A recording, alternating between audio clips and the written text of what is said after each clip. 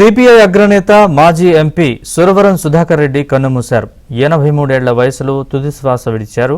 కొన్నేళ్లుగా అనారోగ్యంతో బాధపడుతున్న ఆయన హైదరాబాద్లోని ఓ ఆసుపత్రిలో చికిత్స పొందుతూ మృతి చెందారు. మహబూబ్ నగర్కు చెందిన ఆయన 1998, 2004లో నల్లగొండ నుంచి ఎంపీగా గెలిచారు. 2012 నుంచి 2019 వరకు సిపిఐ జాతీయ ప్రధాన కార్యదర్శిగా పనిచేశారు.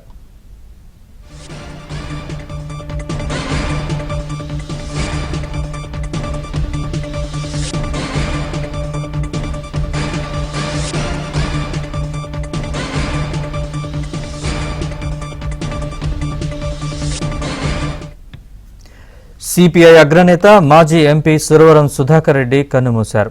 83 ఏళ్ల వయసులో తుది శ్వాస విడిచారు. కొన్నేళ్లుగా అనారోగ్యంతో బాధపడుతున్న ఆయన హైదరాబాద్లోని ఓ ఆసుపత్రిలో చికిత్స పొందుతూ మృతి చెందారు.